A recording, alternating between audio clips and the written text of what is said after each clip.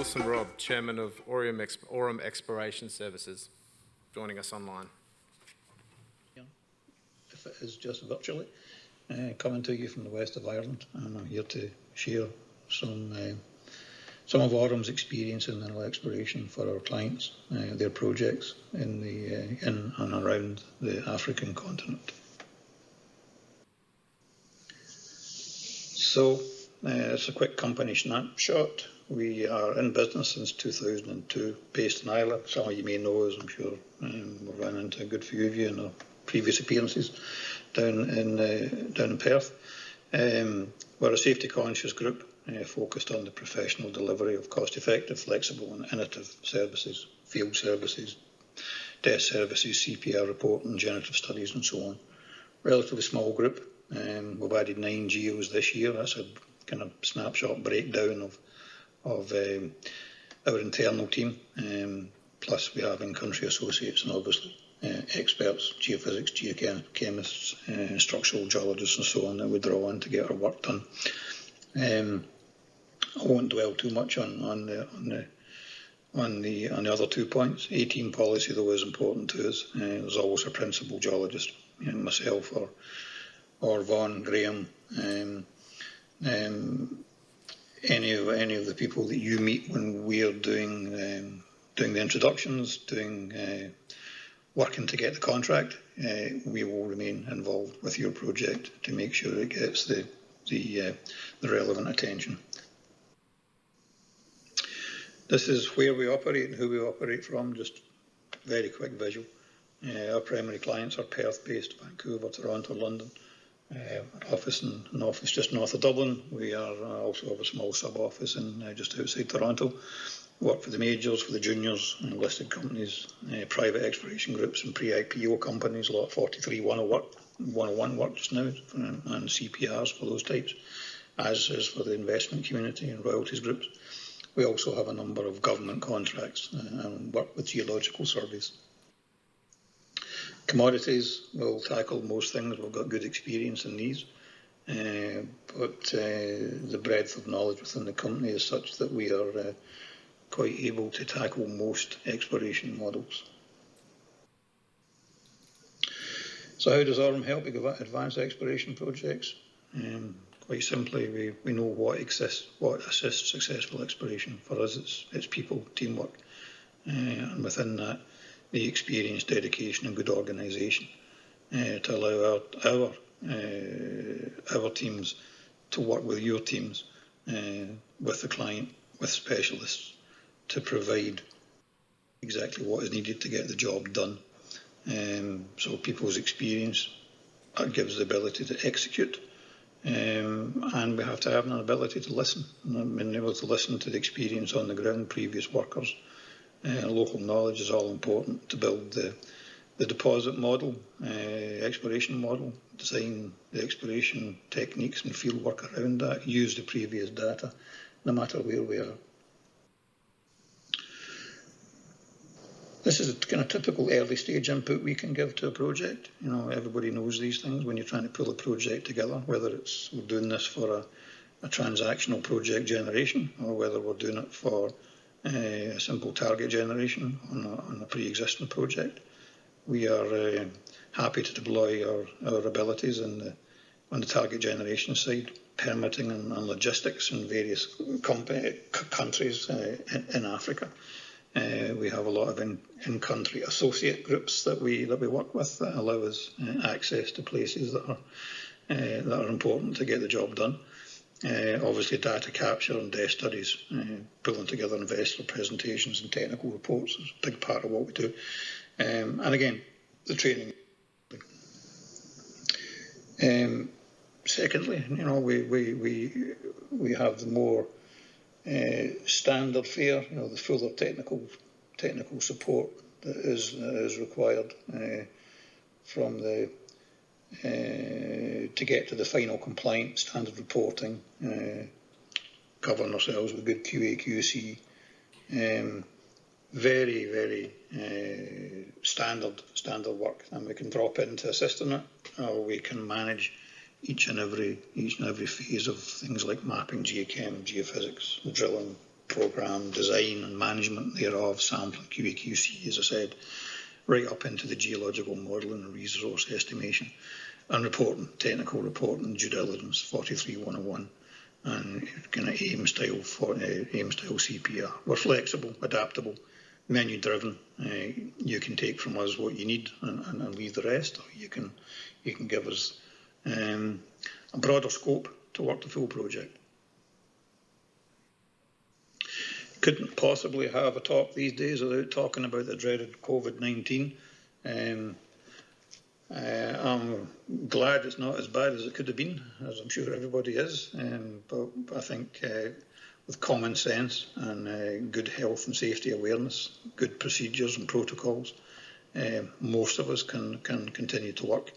It is difficult with the travelling, no doubts about it. There are certain countries that we can access and certain countries that we can't, but we have continued to work in places, obviously in and around our home country, Ireland, and also the UK, Spain, but also in Africa, working currently in Sudan and Cameroon.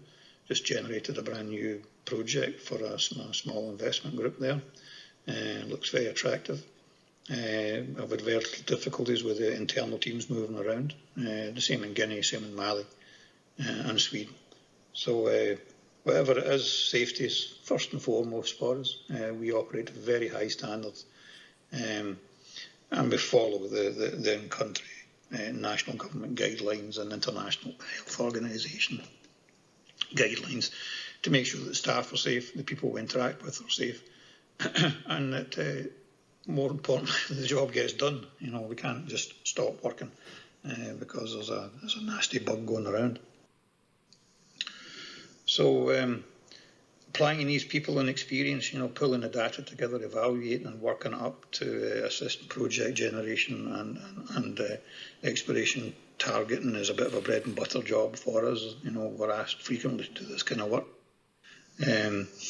Often the historical work and legacy data is a high value component, you know, virtual, literal gold mine, both from the information perspective and avoiding repeat use of exploration funds, especially in big initial regional surveys or you know, large scale project analysis looking for targets.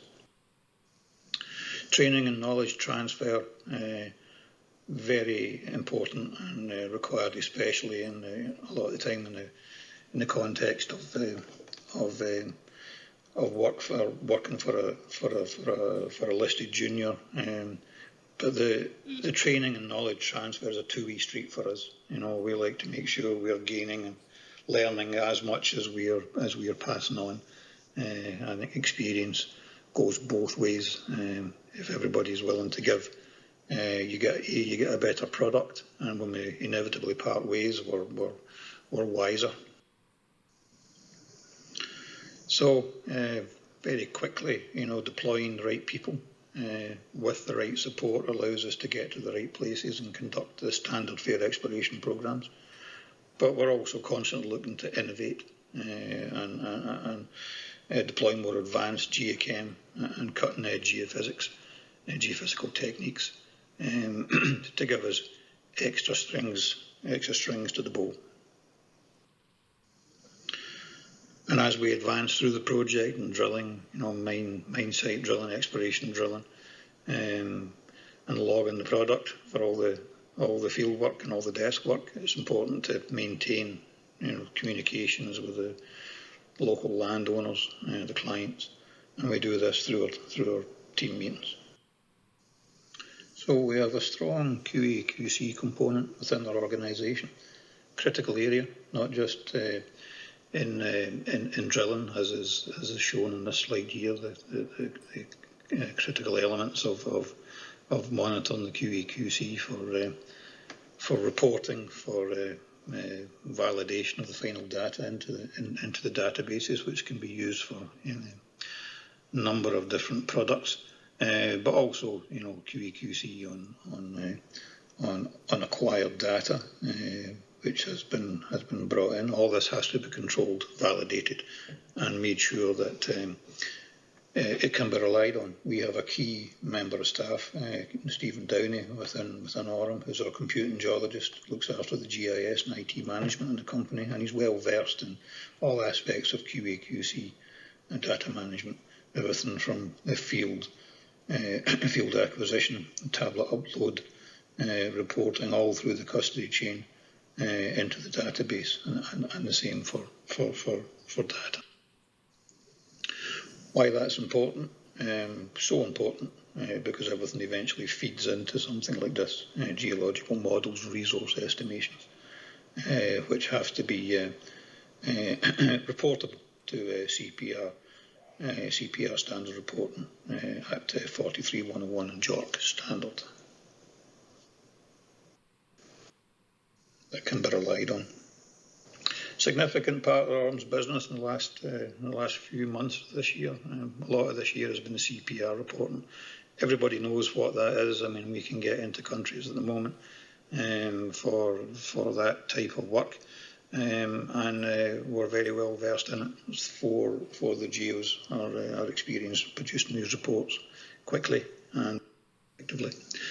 So just going to finish off quickly, folks, here, because I'm kind of running out of time, but a few quick work cycles to show how we've advanced clients' projects before in Africa. This is one Mauritania, which started from a simple idea and desk review, looked at an exploration model, found it to be valid, license meetings for the client, target selection and license and completed, fieldwork undertaken, and uranium discovered. Angola, similar project, a lot of old exploration data worked up into an exploration model, integrated that data into planning for geochem, field, ground mag, which led to targeting, drilling and successful intersections of copper mineralisation, as well as gold mineralisation for the client. Lastly, Sudan, a country we work in a lot these days, old exploration data again, geological mapping, target drilling, the core logging, data processing. There we moved the whole project from an indicated oxide gold resource, but also showed the potential for the large VMS sulfide mineralisation underneath that, which the client is now looking at trying to. So that's it. Very fast, very quick. I'm here at the show. There's a few of us at the show virtually, in between watching to see who's winning the US presidential election. There's our details. I look forward to meeting with you, and thanks very much for listening.